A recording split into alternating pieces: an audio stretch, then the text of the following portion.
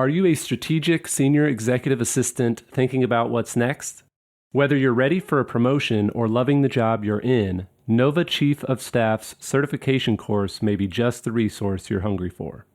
With over 400 students across 20 countries and rave reviews, students graduate from Nova's hands-on, self-paced online course with the confidence, knowledge, and power to make the move to Chief of Staff for their executive. But don't take my word for it. Visit leaderassistant.com/Nova to find countless testimonials, the course syllabus, and lots of free resources to support you in your career journey.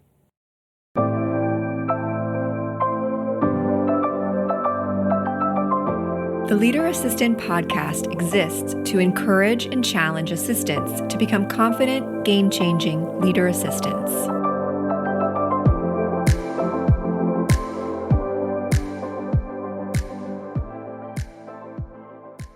Hey friends, welcome to the Leader Assistant Podcast. It's episode 283. You can check out the show notes and links for this episode at leaderassistant.com/283. I'm your host, Jeremy Burrows, and I'm excited to be speaking again with my friend Maggie Olson from Nova Chief of Staff. And Maggie, welcome back. Thanks for having me. So last time we talked in episode 281, we talked about leading and managing executive engagements, talked about how to prepare briefs, the different types, what should be included. Super helpful conversation. And if you missed that one, it's episode 281, leaderassistant.com/281 to check out that episode. But today, we're going to be speaking about how to be an excellent executive project manager. And, I personally have project management experience. I was, early on in my executive assistant career, I was an assistant for a few years, and I kind of shifted into sort of a hybrid project manager / assistant role. And it was fun for a little bit. And then I got to the point where project managing a team for me felt like babysitting. Sure. And so it was like, oh, you didn't do your thing that you're supposed to do at this deadline and, those kinds of things. And then I ended up, becoming the founder's assistant and really diving into the kind of founder, CEO, high-level executive assistant role, which still involves a lot of project management and so much project managing, of course. So I feel like I still use those skills all the time. It's just in a different element. And so anyway, I think, I'm excited to hear your thoughts and from your experience and from the feedback you've received from the students in your course, and just how to be an excellent executive project manager. So let's dive in. Yeah, absolutely. And I think you're right, Jeremy. It's much different. The chief of staff role, the senior kind of high level strategic EA role is very different than just a typical project manager. But what we're doing is we're doing executive project management. We're managing all of the things that our executive is a part of and all the things that make the back office tick. And without a strong understanding or inherent ability or kind of the principles around project management, it's just a struggle to keep track of everything. Inherently, I don't think you can be hyper organized without being a decent project manager. So those two things definitely go hand in hand. But what I think is the cool part about the chief of staff role and the senior EA role is it can look how you want it. And often when I'm talking about the Nova Chief of Staff certification course and the chief of staff role in general, I tell people that you really do need to be very organized to be in either of those roles, but the way that you're organized can look so different. So when I'm talking to students, I say okay, maybe your room's a mess, that's fine, but how are you organized more than all of your friends in other ways? Are you the one person that is planning all of your friends' trips? You've got the Excel spreadsheets, you've got all the itinerary, you're coordinating with everybody. That's great. That's hyper organized. Are you the one with color coded notes for all your classes and different colored sticky notes, but you don't remember what you did yesterday. Well, that might be a problem. But you get the idea. Like, as how you are organized is the most important part. And that's the cool part about the chief of staff role is you can set up systems and processes to work for you to accomplish what you need to do in the back office for your leader. So one of the best ways that a chief of staff can support their CEO or business leader is by literally catching all the things. And I untimely wrote about this on LinkedIn this morning. So I'll share a little bit here, but CEOs need to operate in the vision space. They need to be able to have tons of ideas all the time, good ideas, bad ideas, potentials for collaboration and partnership, things with people and leadership. Like, what are all the things, relationships, product, that CEOs should be staying in that vision and idea space. And as a chief of staff, one of the ways you can add the most value is by setting up systems and processes to allow your leader to stay in that vision space. The chief of staff should have the tools created that basically enable all of the things that your CEO may throw at you to have a place to land without your leader needing to do much more than just share them with you. This can be, and we'll dive into kind of the how here, but this can be simple or more formal kind of categorized lists that the chief of staff manage. And then after that, they can slide into more robust planning documents once they're kind of flushed out and prioritized. But the point here really is that CEOs stay in the idea space and chiefs of staff manage, organize, and often follow through on execution for their leaders. So today we're going to focus on executive project management. But first, I think that it would be a good idea to talk about how we can be excellent executive project managers for ourselves first. So what does that mean? I have 3 things for you. 1, build a walking deck. Jeremy, I don't know if we've talked about a walking deck before on our podcasting here. I think it might have been briefly mentioned, but not in depth for sure. Okay, yeah. And I think we may have an episode coming up down the road where we dive even deeper into a walking deck. But nice. This was a concept from a leader of mine, Katie Oakland, that I had years ago. And essentially, if you're a PowerPoint user or a Google Slides user, we can absolutely have the conversation around why I think slides are helpful versus project management software. But you want one place to hold 95% of the things that you reference or update repeatedly. So basically, that could be short-term and long-term calendar views, your agenda templates, your travel templates, your rhythm of business, because that definitely changes often, your meeting follow-ups, your leader engagements. We talked previously on a podcast around all of the engagement activity that chiefs of staff can support. Pipeline views, your brief outlines, your meeting prep, executive team decks. Maybe your most recent staff meeting deck is in there because you're referencing it, every day for the next 2 weeks till the next staff meeting. The things that you reference or update repeatedly go into this walking deck. What doesn't go in there are one-offs, big projects that require their own, kind of place, or projects that just get too big and that you're not referencing enough in your walking deck.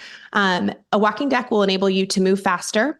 It will be a little more friendly for your computer, less things open, faster processing.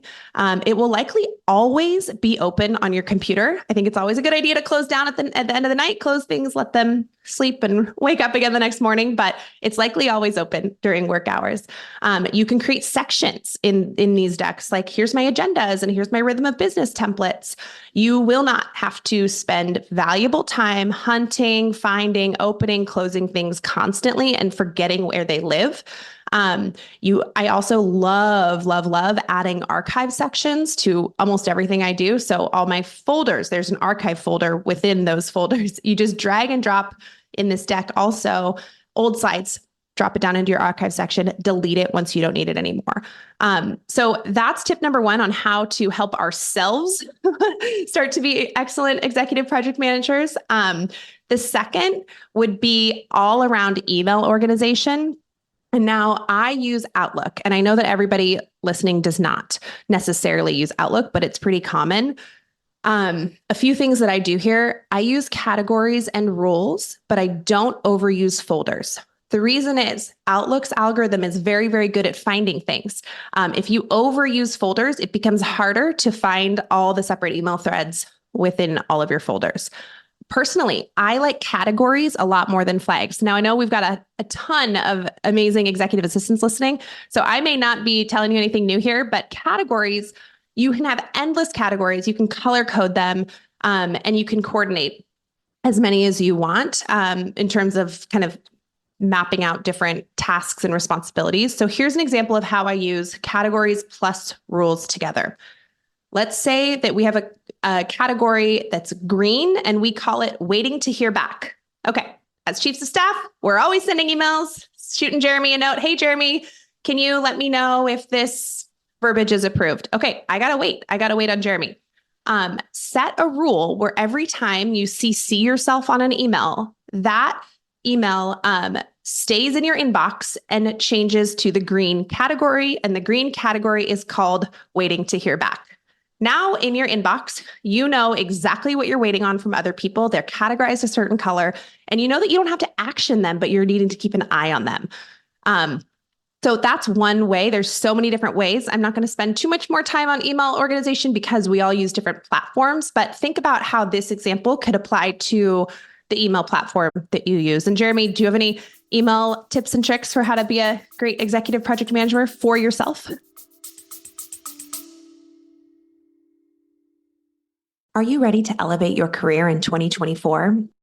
I'm Maggie Olson, founder of Nova Chief of Staff Certification, the first of its kind online course for aspiring and existing chiefs of staff. With curriculum taken directly from on-the-job responsibilities, Nova's self-paced learning modules provides you with hands-on experience so you can feel competent and confident moving into a chief of staff style role. It's the perfect next step for executive assistants. Head to leaderassistant.com/Nova to learn more, grab the syllabus, and enroll today. Oh yeah, my first tip is don't use Microsoft. I'm just kidding. Sort of. No, I write all about email management in chapter 12 of my book, Awesome. The Leader Assistant. And so definitely check that out if you're wanting some similar but different tips on email management for yourself or your executive, because as assistants, especially like C-suite level assistants, often we manage our executives' inbox as well. Exactly. So it's even more important to have good tactics when it comes to email management.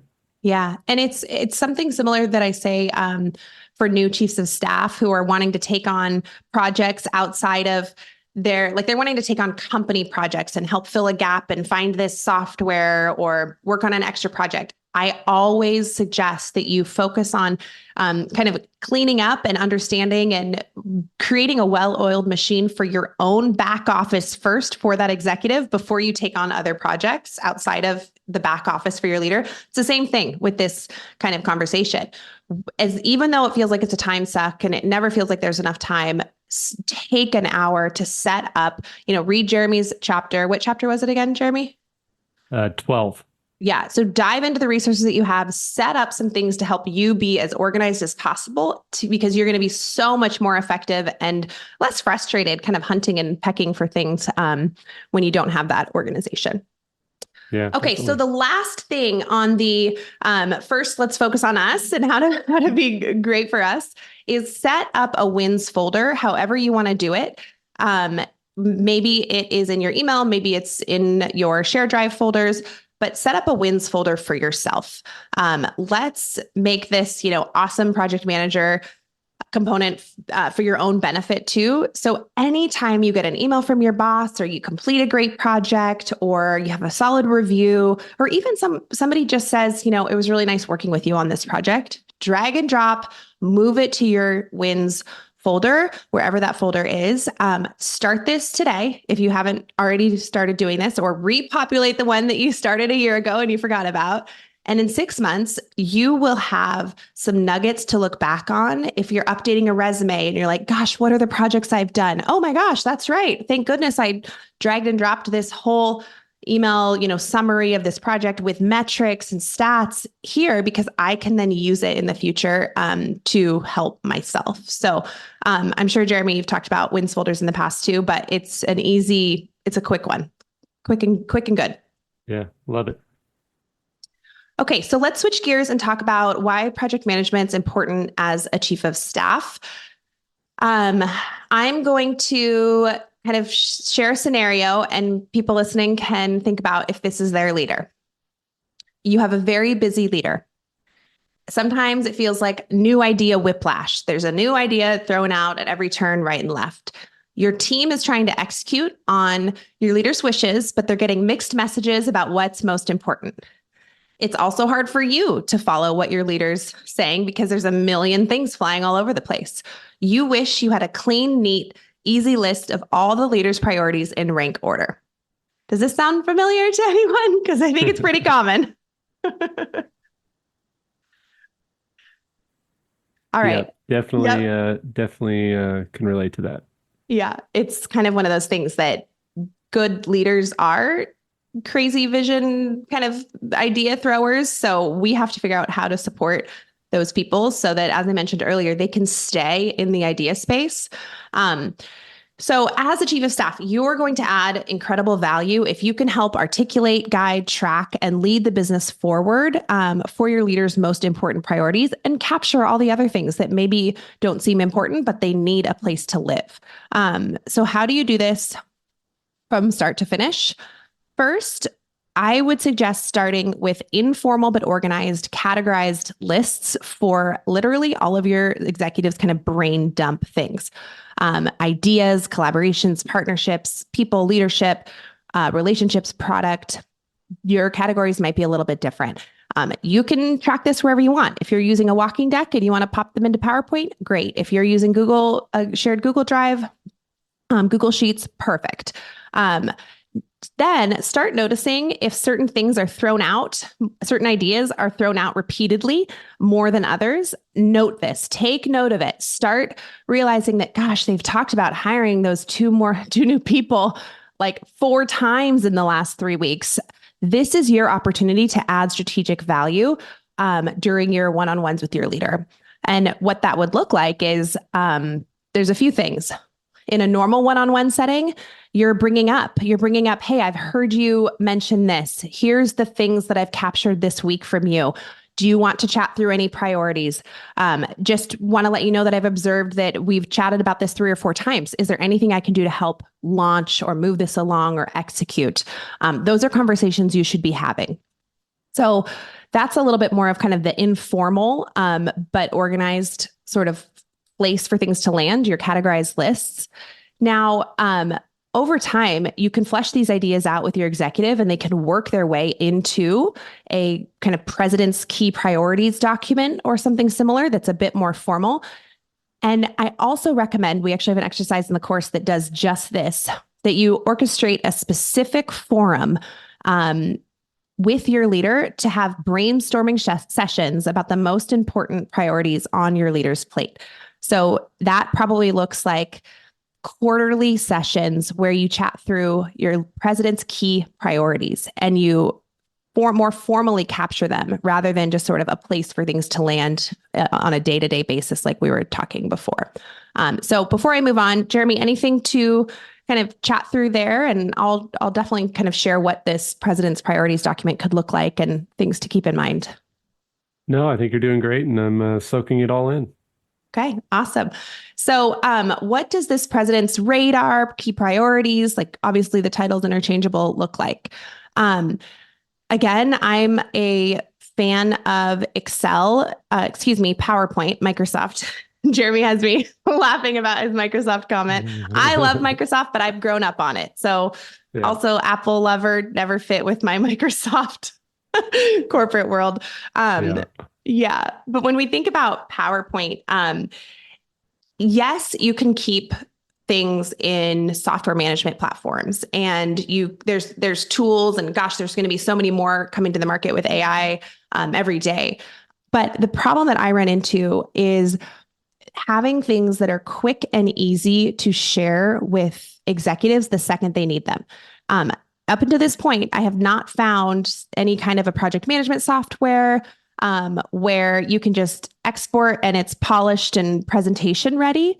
Now, again, the level of formality isn't necessarily important for everybody, but in the world that I came from, supporting a Fortune 40 president and boards and all of that, polished, elevated, branded materials were important. And PowerPoint allows you, or Google Slides allows you to have a very nimble and flexible project management template that's always ready to share. And so it doesn't take you, more hours to create that part, but we can totally debate that on another podcast too.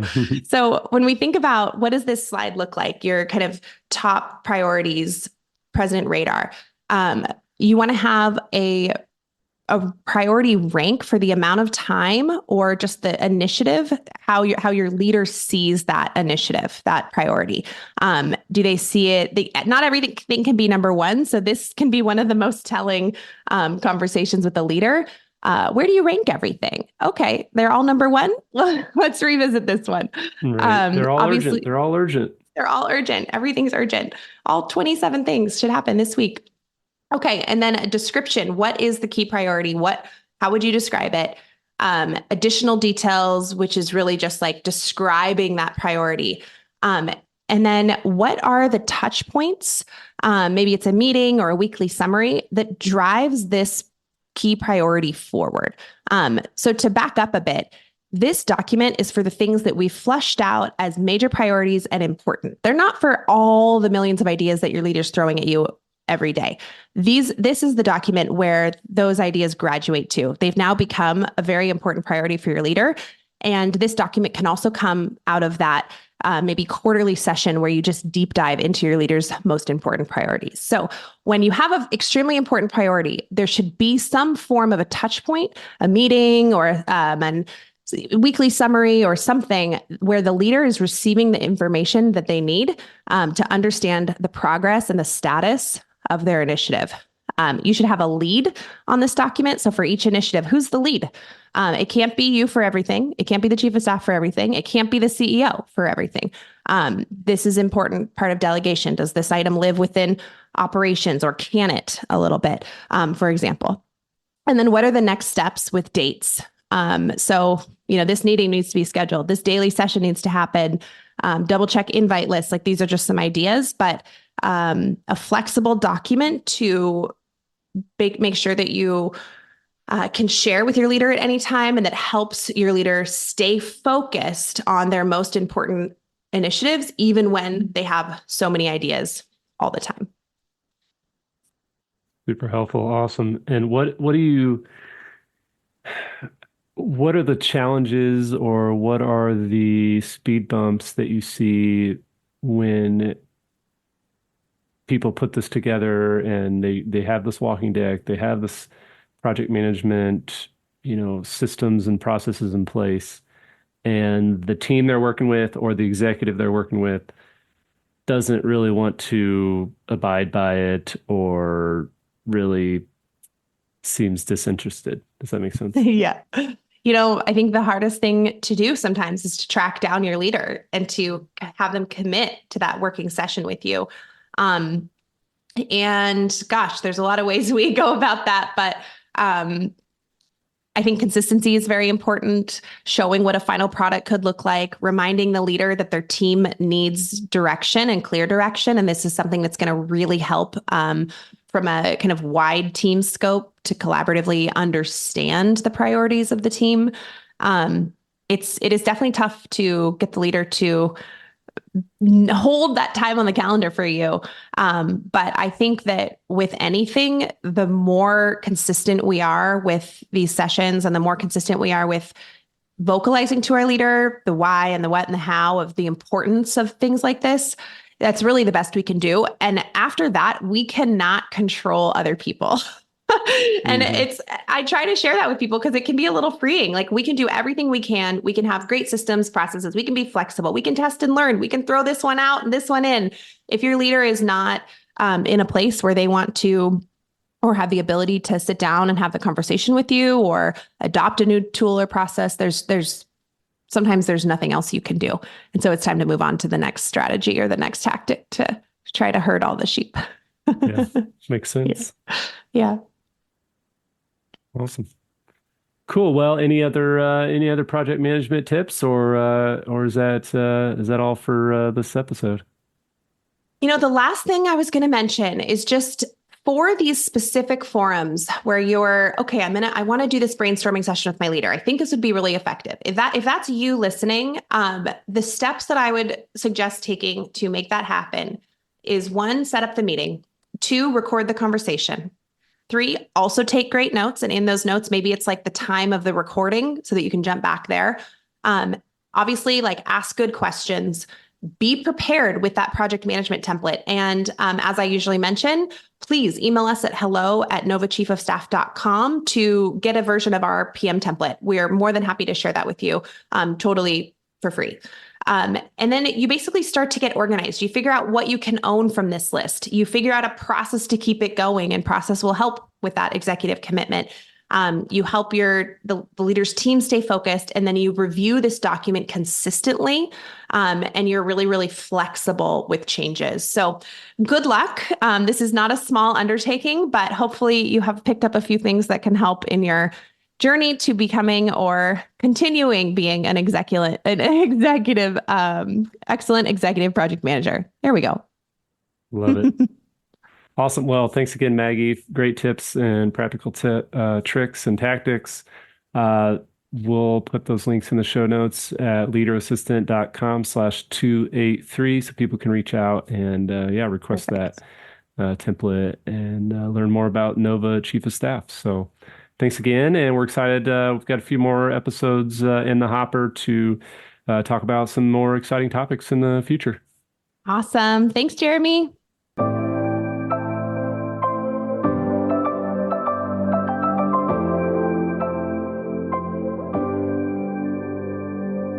Please review on Apple Podcasts.